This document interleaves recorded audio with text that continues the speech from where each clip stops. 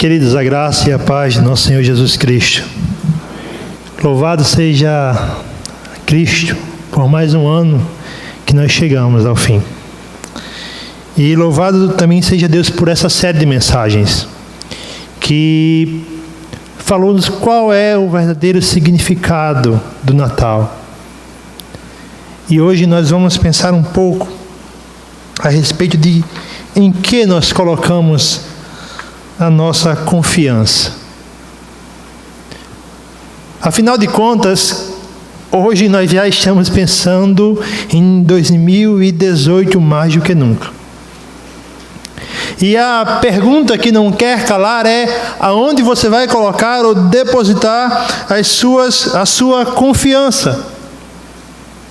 De onde você vai tirar esperança para esse ano que vai começar daqui a algumas horas? Será que nós devemos colocar a nossa esperança em coisas do presente? No vídeo que nós acabamos de assistir, na coroação dos reis de Nárnia, a menina Lúcia é chamada de Lúcia a Destemida. Mas o ato mais destemido de Lúcia foi confiar. Ela não era forte, ela não era habilidosa em armas, mas ela confiava no dono de Nárnia, no criador de Nárnia, em Aslan. Você sabe como Nárnia foi criada? Foi através de uma canção. Nárnia é criada quando Aslan, o leão, canta. E através da sua canção as coisas vão nascendo, brotando, através da sua palavra. Nós também vamos terminar esse ano com uma canção. Abra sua Bíblia no Salmo 46.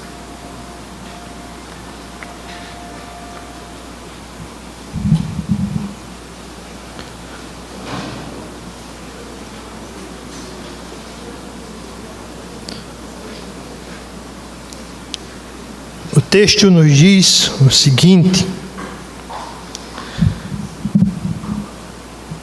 Deus é o nosso refúgio e a nossa fortaleza, auxílio sempre presente na adversidade. Por isso não temeremos, ainda que a terra trema e os montes afundem no coração do mar. Ainda que estrondem as suas águas turbulentas e os montes sejam sacudidos pela sua fúria. Há um rio cujos canais alegram a cidade de Deus, o santo lugar onde habita o Altíssimo. Deus nela está, não será abalada. Deus vem em seu auxílio desde o romper da manhã. Nações se agitam, os reinos se abalam, ele ergue a voz e a terra se derrete. O Senhor dos exércitos está conosco. O Deus de Jacó é a nossa torre segura. Venham, vejam as obras do Senhor, seus feitos estarrecedores na terra. Ele dá fim às guerras até os confins da terra. Quebra o arco e despedaça a lança. Destrói os escudos com fogo. Parem de lutar. Saibam que eu sou Deus. Serei exaltado entre as nações, serei exaltado na terra. O Senhor dos exércitos está conosco. O Deus de Jacó é a nossa torre segura. Senhor, nós te louvamos. Te louvamos porque Tu és tão bom, tão misericordioso, que nos permitiste encerrar mais um ano. Ajuda-nos ainda hoje a refletirmos em toda a bondade demonstrada por Ti e a confiarmos e a termos esperança e ousadamente, destemidamente, entregarmos a nossa vida em Tuas mãos. Fala conosco através da Tua palavra. ela nos basta. É o que eu te peço em nome do teu Filho Jesus Cristo. Amém. Esse salmo que nós acabamos de ler é uma canção de confiança. É uma canção que traz esperança.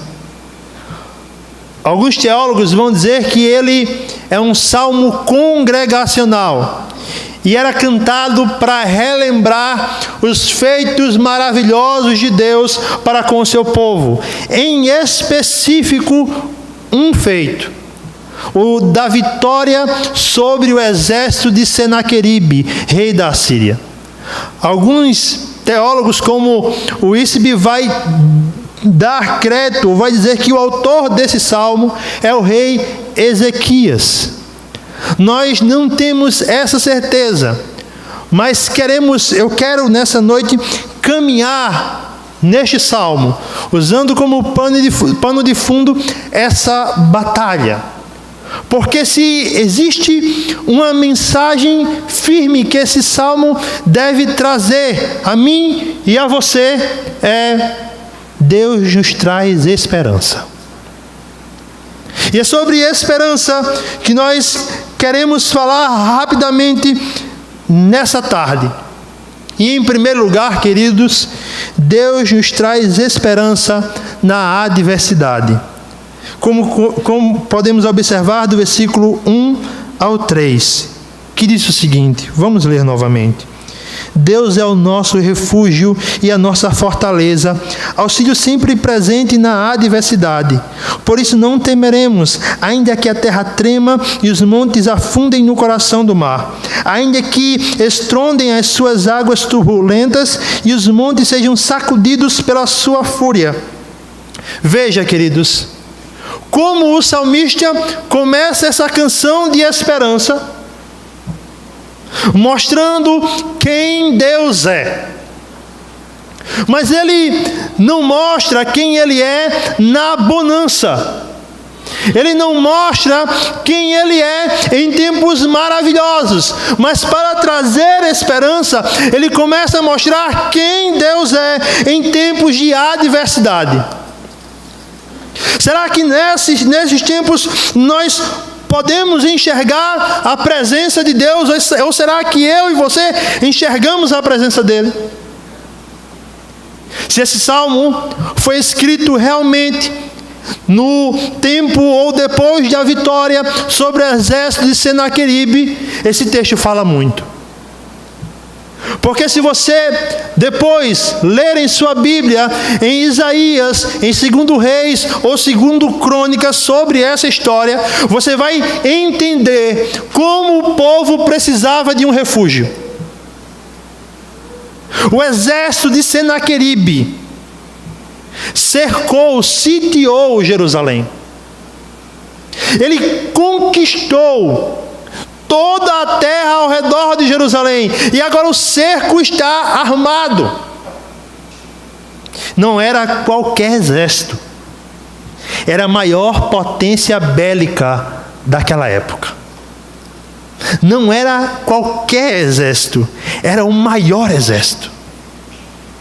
Ainda que no começo não estivesse em sua totalidade, já representava uma grande ameaça.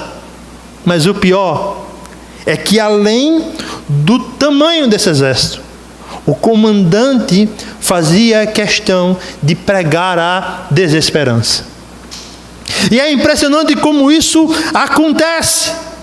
Ele chega às portas do muro e declara para os secretários do rei: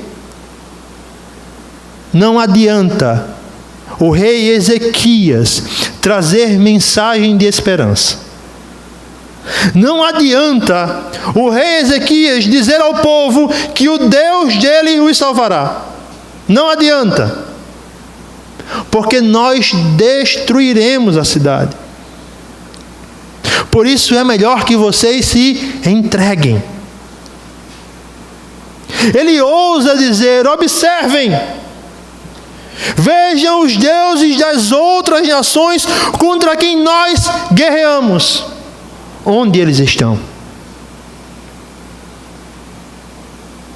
ele fala a linguagem do povo.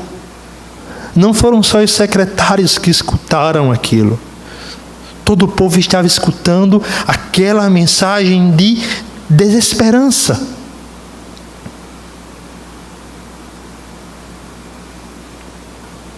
Quem Deus é, irmãos? O salmista simplesmente diz: Ele é o nosso refúgio. A ideia é que Deus é uma rocha enorme, em que eu e você podemos nos esconder em tempos de adversidade. Sabe qual é a atitude do rei Ezequias? Primeiro ele diz: não respondam a esse homem. O povo ficou calado, irmãos, ouvindo todo aquele discurso. E em seguida ele corre para a presença de Deus. Ele não corre para a mesa de estratégia. Ele não corre para os seus generais. Não, ele envia os seus secretários até Isaías. Ele corre para a presença de Deus. E o salmista nos declara: por isso nós não temeremos, ainda que a terra trema, ainda que os montes afundem no coração do mar. Não importa se o mundo está se revirando ao redor de Jerusalém. Não importa se os montes estão submergindo no oceano. Deus continua sendo o nosso refúgio. Isso deve nos levar a pensar como nós devemos nos portar quando tempestades terríveis assolam o nosso coração, quando os montes são sacudidos em nossa vida. Eu quero trazer para você uma palavra de esperança e vida. Em 2018 você vai ter adversidades, meu irmão. Não adianta falar outra coisa. Talvez não seja o que você vai ouvir hoje à noite, quando alguém lhe desejar feliz 2018. Já pensou? Feliz 2018, muita provação e luta para você, meu querido. Você não vai ouvir isso, né, irmão? Se você ouvir, diga misericórdia, meu irmão. Mas a realidade é que eu e você enfrentaremos. A realidade é que eu e você passaremos por duras tormentas. A realidade é que nós sofreremos. E o que nos garante essa certeza é a própria palavra. Quando ela diz, o apóstolo Paulo falando a Timóteo: aqueles que desejam viver piedosamente passarão por tribulações, serão sacudidos. Você quer uma vida fiel? Você quer ter uma vida com Deus? Você pagará o preço de ser atribulado.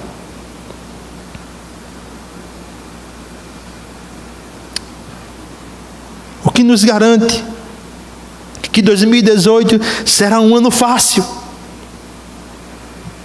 Como diria Rodrigão, não está fácil para ninguém. Pelejaremos, batalharemos, batalhas diárias surgirão, exércitos nos cercarão, contudo Deus é o nosso refúgio. Contudo Ele é aonde eu e você podemos nos esconder. Por isso nós não temeremos. E eu quero que você pense muito bem a respeito do que é não temer. Porque talvez você escute por aí uma mensagem triunfalista. Você não deve se abalar, você deve ficar firme. Não chore. Pare de sofrer e tudo mais. O Salmo não está dizendo isso. E não é o que acontece nas situações de guerra. Voltando para a história, Quando Ezequias sabe da afronta, ele rasga as suas vestes. Não há como não ficar abalado quando nós somos cercados por provações. Mas como disse João Calvino, falando a respeito desse salmo, o poeta não deve ser interpretado como a dizer que a mente dos santos está isenta de toda e qualquer solicitude ou medo, como se a mesma fosse destituída de emoção. Pois há grande diferença entre insensibilidade e a confiança procedente da fé.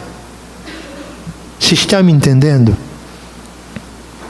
Você pode se abalar, você ficará triste, mas isso não quer dizer que você não confie no livramento. Corra para Cristo, corra para aquele que pode lhe salvar, Ele é o seu auxílio, e a ideia é de um auxílio sempre presente na adversidade. Você já ouviu aquela história de alguns pescadores que saíram em meio a uma tempestade? O barco estava afundando. Aqueles homens eram experientes em sua profissão e eles enxergaram o fim. Mas o que o mestre estava fazendo? Ele dormia com serenidade. Não é assim, por vezes, na minha e na sua vida? Por vezes parece que Deus está desatento ou dormindo.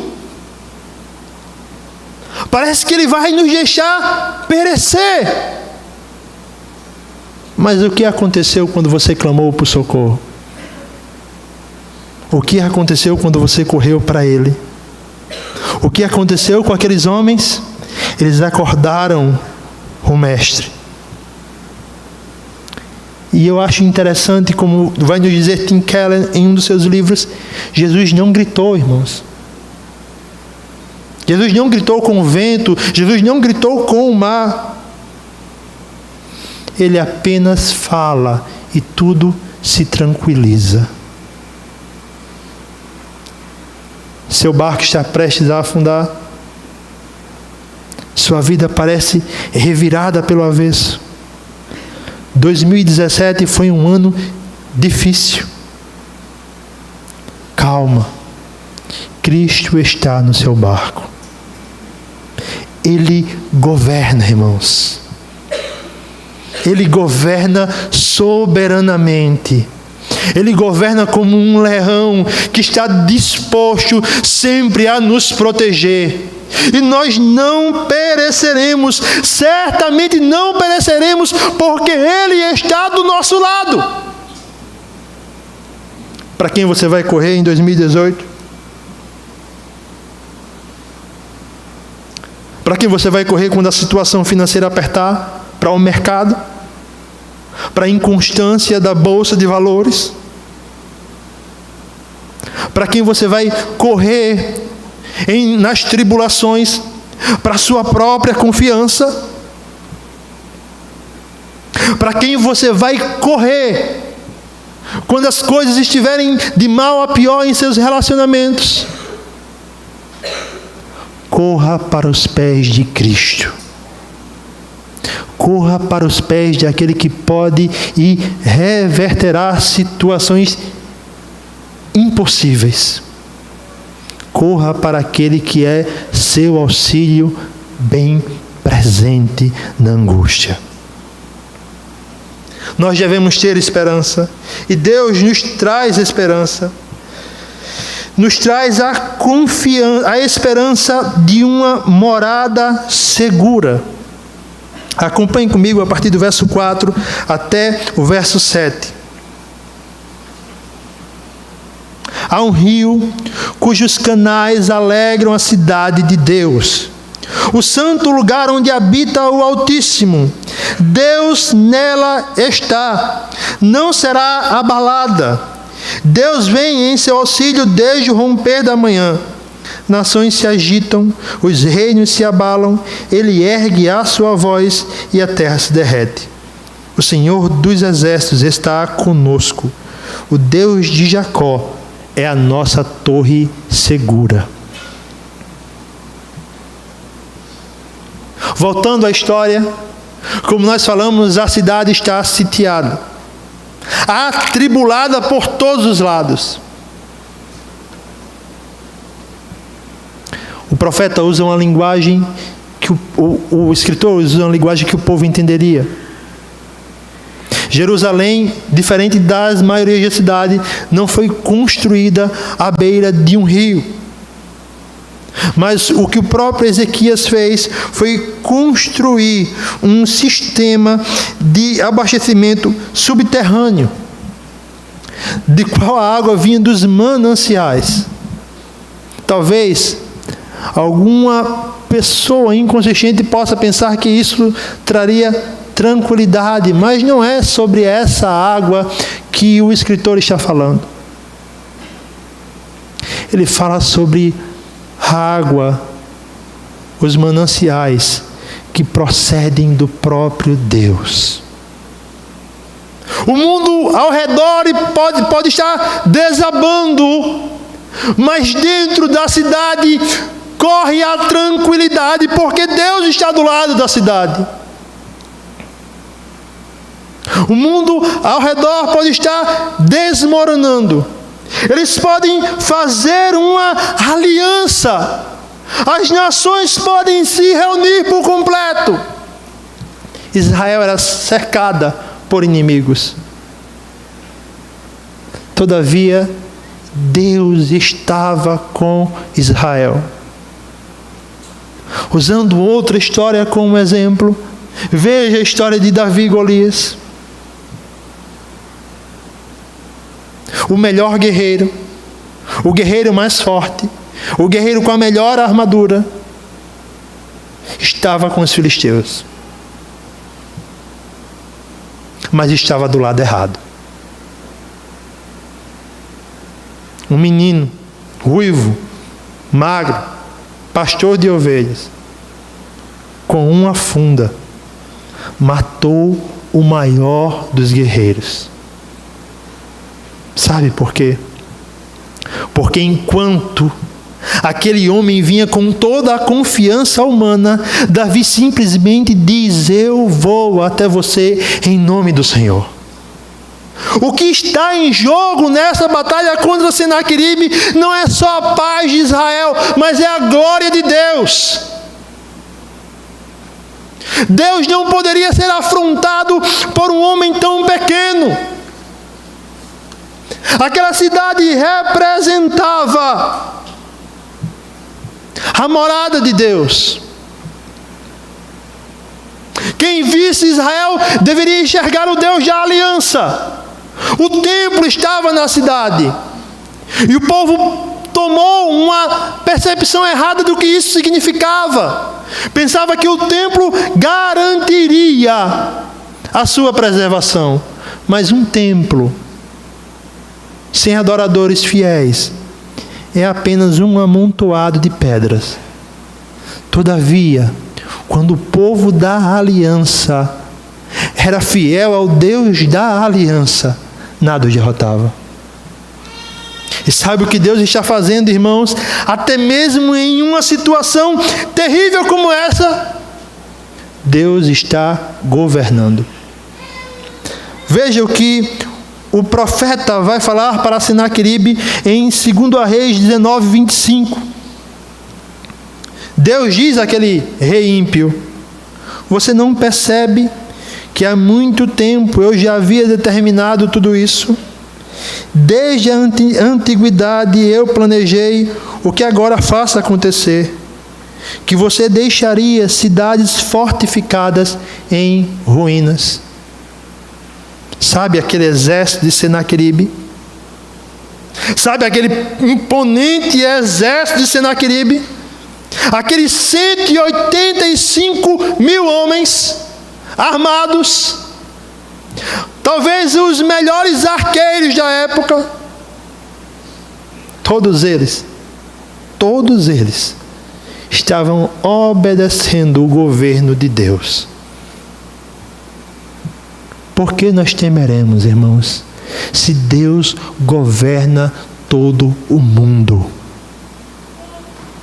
Porque eu e você ficamos amedrontados se nada escapar do seu governo. Nem mesmo o mais poderoso rei pode fazer o que quer. Nem mesmo o mais poderoso rei pode pensar que derrotará o povo de Deus. Nós vivemos em uma época em que as nações se unem contra o povo de Deus. Ser crente, ser cristão hoje é comprar um problema. É ser, como eles chamam, fascista.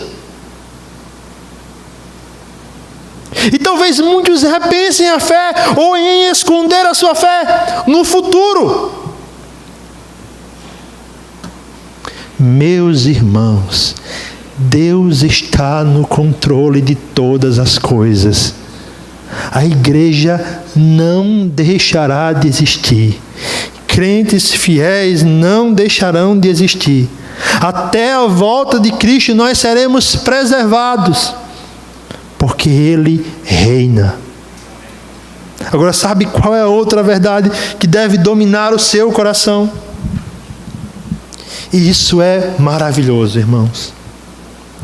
O salmista dá a entender que a cidade jamais seria abalada porque Deus está nela. O apóstolo Paulo vai nos dizer que nós estamos em Cristo. Sabe por que nós jamais perderemos? Porque assim como o salmista disse que Deus está na cidade, nós estamos em Cristo. E não há morada melhor do que a morada no Cristo de Deus. E não há morada mais segura do que a morada no Cristo de Deus.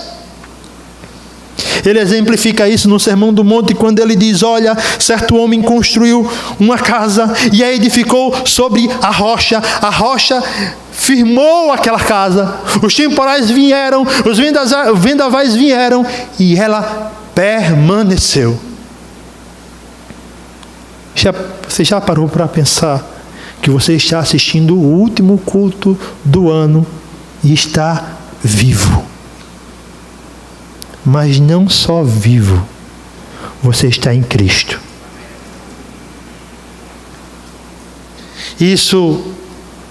Pensar nisso, pensar nessa verdade, não há também como não nos lembrar o que disse o apóstolo Paulo na carta aos Romanos, quando ele diz: quem nos separará do amor de Cristo? Será a tribulação, ou a angústia, ou a perseguição, ou a fome, ou a nudez, ou o perigo, ou a espada? Como está escrito: por amor de ti enfrentamos a morte todos os dias, somos considerados como ovelhas destinadas ao matadouro, mas em todas as coisas somos mais do que vencedores por meio daquele que nos amou, pois estou convencido de que nem morte, nem vida, nem anjos, nem demônios, nem presente, nem o futuro, nem quaisquer poderes, nem a altura, nem a profundidade, nem qualquer outra coisa na criação será capaz de nos separar do amor de Deus que está em Cristo Jesus, o nosso Senhor. Quem nos separará de Cristo? Sabe qual é a maior verdade e a melhor verdade que você pode carregar em 2018? É que Deus, assim permitindo, e você chegando novamente em 31 de dezembro de 2018, você estará em Cristo. Aleluia! você estará no abrigo seguro, na melhor morada. Não importam as alianças que façam para tirar você dele. Não importam a guerra que executem para lhe arrancar dele. Porque ele não perderá nenhum daqueles que o Pai o deu. Mas a outra maravilhosa verdade nessa passagem, estar em Cristo, nos conduz a outra coisa. Eu falei no ponto anterior que você aguardasse adversidade, luta, mas eu também quero dizer, você deve aguardar por alegrias. 2018, irmãos. 2018, eu estou com medo agora de parecer um pregador da prosperidade. Mas calma, irmãos. É bíblico. 2018 também revelará profundas alegrias para a sua vida. Pegue a chave. Estou brincando, não.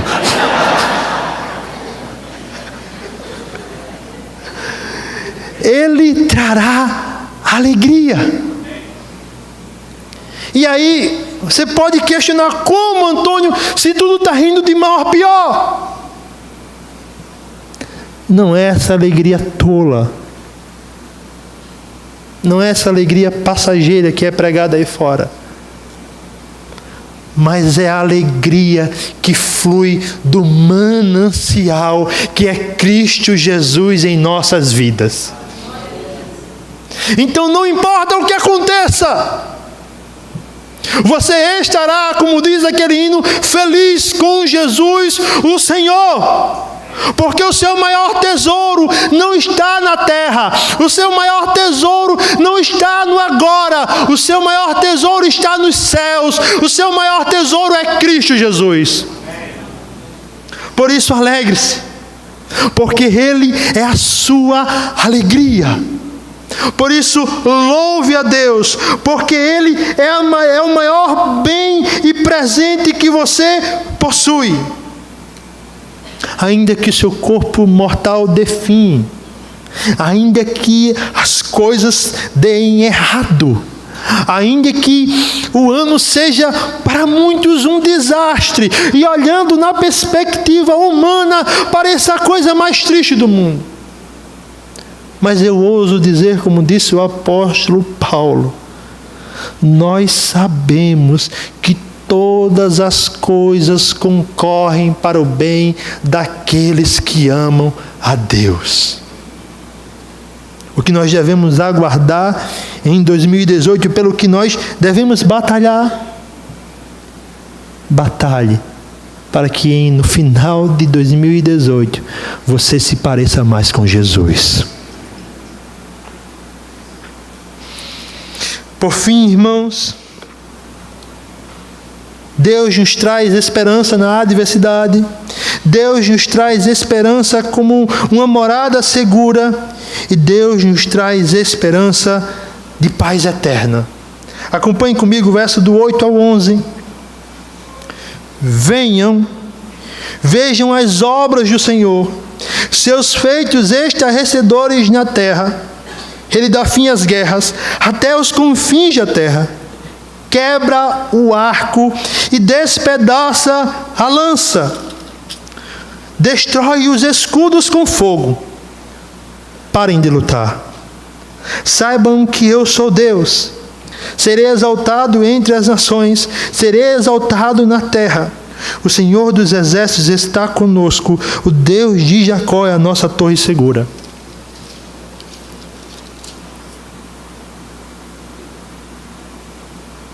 O salmista agora faz um convite. Venham e vejam as obras do Senhor. Você já imaginou como Israel estava naquela guerra contra a Síria? 185 mil soldados, irmãos. Era gente. Todos prontos para a batalha. 185 mil soldados declarando para o pequeno Israel: nós estamos aqui. O rei, como indica o texto, estava prestes a autorizar o ataque. 185 mil soldados. O que ele não contava é que Deus mandaria um anjo. O anjo passa naquele exército e mata os 185 mil.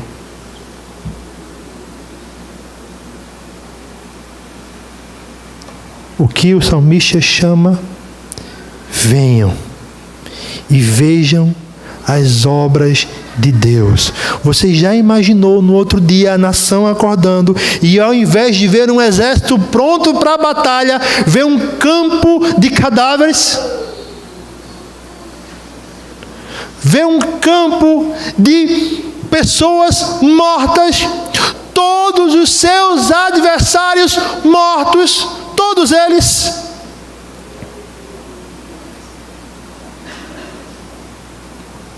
Como não ficar admirado com isso?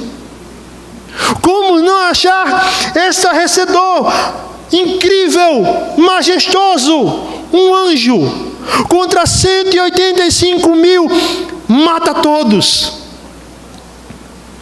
Quando o rei acorda pela manhã, só tem ele. Não tem mais ninguém. Teve que fugir.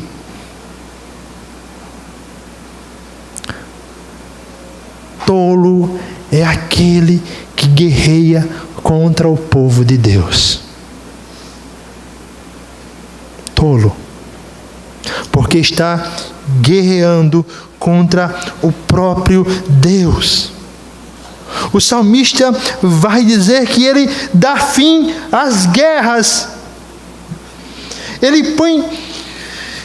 Ele quebra o arco, ele despedaça a lança. E aí eu entendo como esse salmo se parece com a passagem desta guerra em particular. Porque acompanhe comigo novamente em 2 Reis 19, verso 27, 28 e 32. Vejam o que Deus promete àquela nação. E vejam o que ele diz ao rei da Síria. Eu, porém, sei aonde você está. Sei quando você sai e quando retorna. E como você se enfurece contra mim. Sim, contra mim você se enfureceu. E o seu atrevimento chegou aos meus ouvidos. Por isso porei o meu anzol em seu nariz e o meu freio em sua boca, e o farei voltar pelo caminho por onde veio. Portanto, assim diz o Senhor acerca do rei da Síria: ele não invadirá esta cidade, nem disparará contra ela uma só flecha. Não a enfrentará com escudo, e nem construirá rampas de arco de cerco contra ela. O salmista diz: ele dá fim a guerras, ele quebra o arco, ele despedaça a lança. O que Deus está dizendo àquela nação: olhem para todo esse exército.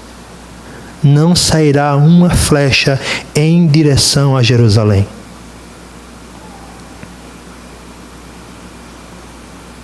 Olhem para essa multidão de homens com escudo. Nenhum deles enfrentará vocês. Sabe por quê, irmãos? Porque quando o homem mais poderoso da terra se levanta contra Deus, Deus o chama apenas de um atrevido. E diz: você é um peixe na minha mão. Eu controlo você. Esse é o Deus a quem nós servimos. E por isso o salmista diz: parem de lutar. A ideia é: Israel, guarde todas as espadas, guarde todas as armas, guarde todo o livro de estratégia e vejam, eu sou Deus. Inúmeras vezes Deus usou o exército de Israel para vencer batalhas, mas inúmeras vezes o exército guardou a espada e viu Deus batalhar. Parem de lutar. Eu sou Deus. E ele nos traz, encerrando o Salmo, um versículo que já se repetiu: o Senhor dos exércitos, aquele que comanda todas as tropas, está conosco. E uma declaração maravilhosa: o Deus de Jacó é o nosso refúgio, é a nossa torre segura. Sabe o que ele está dizendo com o Deus de Jacó? Ele está dizendo: eu lembro de todas as promessas que fiz ao meu servo Abraão. A aliança não foi quebrada, a aliança não foi desfeita. Eu ainda sou o Deus de Jacó, e eu cumprirei a promessa feita a Abraão. Ele está garantindo a existência daquela nação, mas a existência dela por um plano maior, um plano melhor, um plano que é concluído na cruz do Calvário. Ali, Deus está ratificando a promessa feita a Abraão, que nele serão benditas todas as famílias da terra. O Deus de Jacó não falha. O que nós devemos pensar a respeito disso? Duas coisas. Primeiro, meu irmão, contemple. Venha e veja. Você já parou para pensar? E eu espero que você tenha feito isso hoje já. Se não fez, que o faça depois do culto. O que Deus já fez na sua vida. Que obras estarrecedoras Deus já fez na sua vida. O que de maravilhoso Ele já fez na sua vida. Talvez você esteja procurando um milagre enorme, mas o milagre enorme que Ele já fez, o maior milagre, é você estar aqui. Você que era um filho das trevas, eu que era condenado ao inferno, hoje sou filho de Deus. Essa é a maior obra, a obra estarrecedora, quando o próprio Deus toma forma de homem e morre em nosso lugar na cruz, ressuscitando ao terceiro dia. É o maior milagre que contemplamos diariamente, pois diariamente Deus nos diz: eu provei o meu amor por você quando Cristo morreu por você, quando você ainda era um pecador. Por isso pare, veja, contemple. Contemple quem Deus é, contemple o que Deus faz, e além desse maior feito, o que Ele já fez preservando você o ano inteiro, o que deve levar o seu coração a agradecer, meu irmão. As coisas não saíram como você queria, glória a Deus por isso. Talvez se saíssem você estivesse na pior, e eu digo na pior é distante do Deus da aliança. As coisas aconteceram como você queria, glória a Deus por isso, porque foi Ele que colocou a mão e as coisas aconteceram. Sem Ele nada aconteceria. Por isso seja grato. Ele está dominando a sua vida. A outra coisa, pare de lutar. Você já percebeu que em final de ano, hoje, talvez a maioria daqui já tenha feito a lista das coisas que esperam para o próximo ano. Os planos, os caminhos. Entenda, eu não sou contra os planejamentos. Você deve se planejar. Mas você não acha que por vezes esses planejamentos só revelam o quanto nós almejamos ter controle das nossas vidas? O quanto revela que nós queremos domar o leão que não é domesticado? O quanto nós queremos a nossa vida do nosso jeito e queremos batalhar com nossa própria força? O Salmo diz: pare de lutar. Pare de lutar. Pare de guerrear com a sua vontade e procure a vontade de Deus. Ela é boa, ela é perfeita, ela é agradável. Que em 2018 os seus planos possam estar submissos a outro plano, o plano que Deus tem para você. E com isso eu não quero dizer que você corra para uma vida mística, amedrontada, não compreendendo o que é a vontade de Deus. Não, eu quero dizer que Deus já deixou o que espera de você escrito em sua palavra. Por isso que esse ano você busque através da palavra a vontade de Deus para a sua vida. Pare de lutar e renda-se ao Deus da palavra, ao Deus que fala e as coisas acontecem.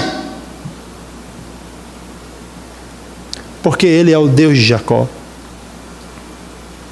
Ele é o Deus da aliança.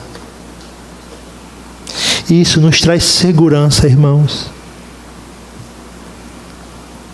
Porque acima de chegar em 2018, muito acima disso, o que me importa é chegar no céu.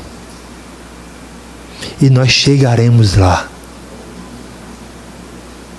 Nós chegaremos lá. E um dia nós estaremos com Ele sem separação alguma.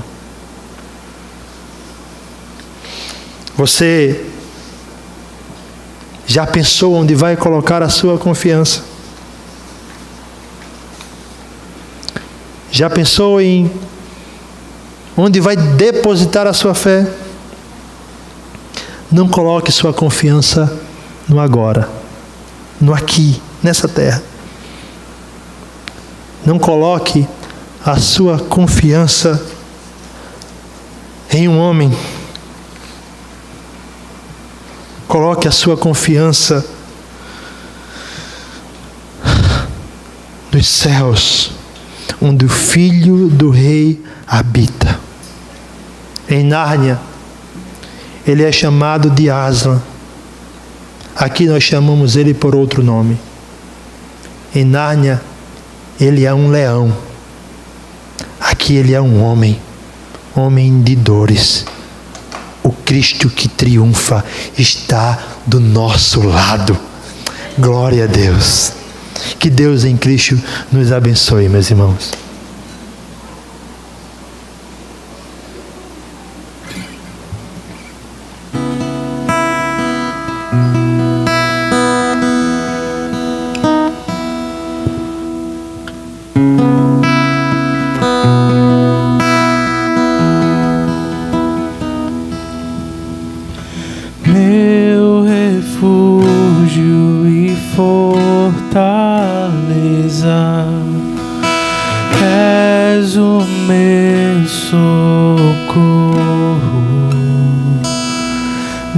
Que estrondem as águas e os montes afundem, eu não temerei.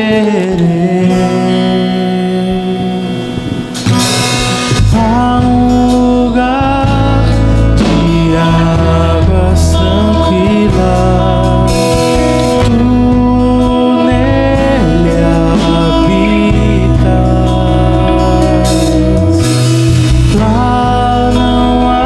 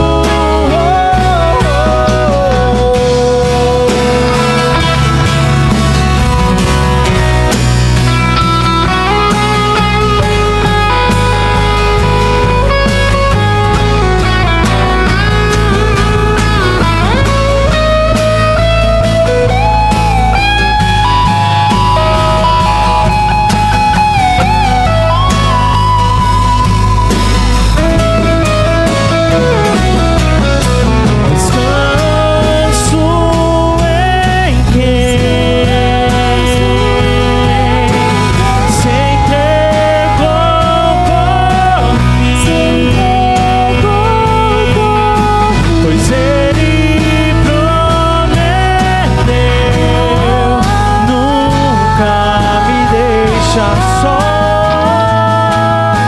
Descanso em Deus, se entregou por mim, pois Ele prometeu nunca me deixar só.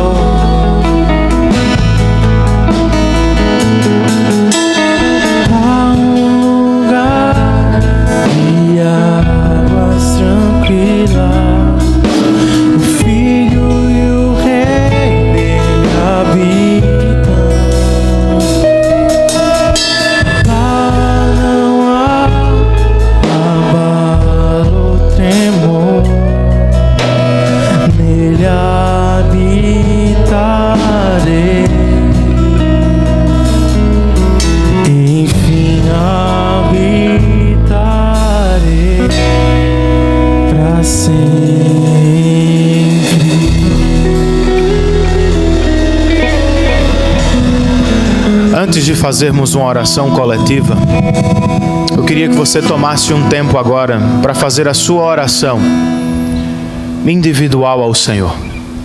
Curve a sua cabeça, feche os seus olhos e fale com o seu Deus. Dê a Ele graças por 2017, por tantas vezes que você clamou e Ele respondeu, por tantas vezes que você percebeu a boa mão do Senhor sobre a sua vida.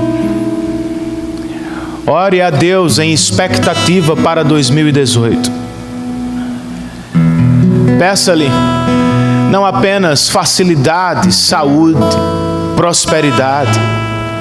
Peça-lhe amor, graça, fidelidade, compromisso.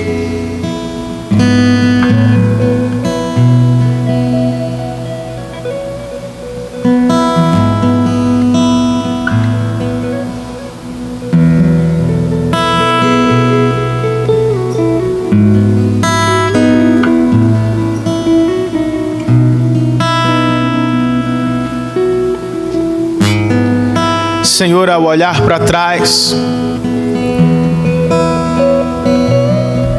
para os 12 meses de 2017, não temos outra palavra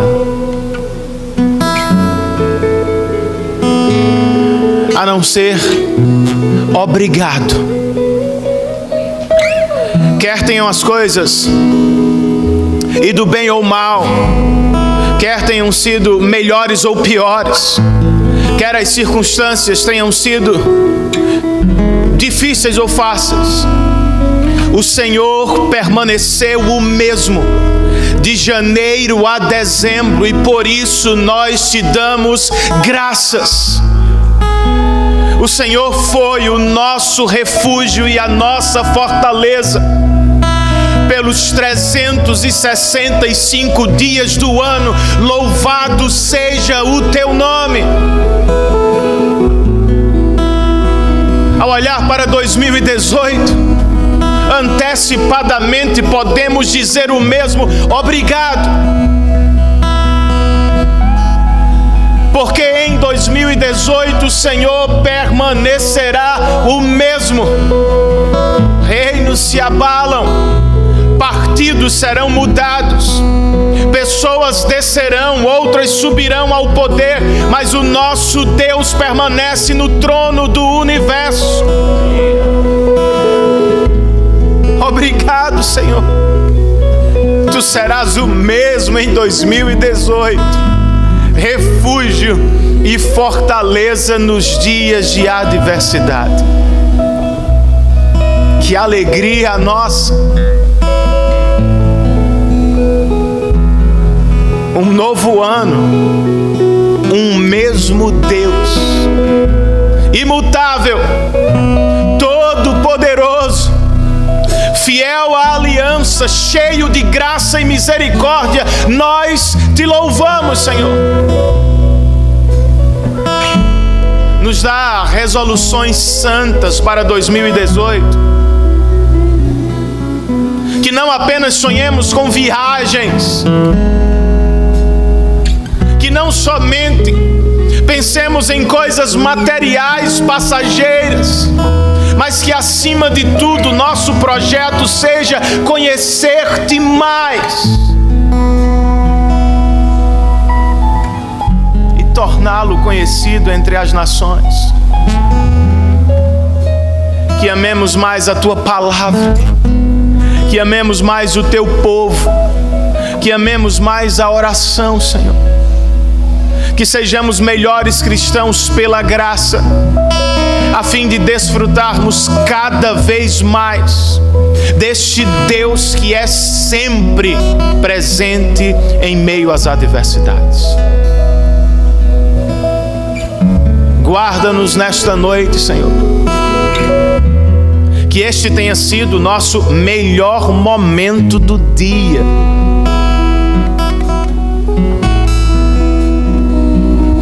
E que em família pensemos em Ti, lembremos de Ti. Tenha misericórdia de milhares de pessoas ao redor do mundo que estão felizes apenas pelos fogos, depositando todas as fichas em um ano que vai começar. Tenha misericórdia. Que Tu sejas a luz deste mundo para a alegria dos pecadores em 2018 de novo, Senhor. Leva-nos sob a Tua destra e guarda-nos sob a Tua mão. É o que nós te pedimos, em nome, por causa e para a glória de Jesus Cristo. Amém. Que o amor de Deus, o Pai, que a graça de Deus, o Filho, nosso Senhor e Salvador, que a comunhão, a proteção e o cuidado de Deus, o Espírito Santo, estejam sobre todos nós, hoje e sempre. E todos nós, em uma só voz, dizemos amém. Feliz 2018 para todos vocês. Saiamos daqui sob a bênção do Senhor nesta noite.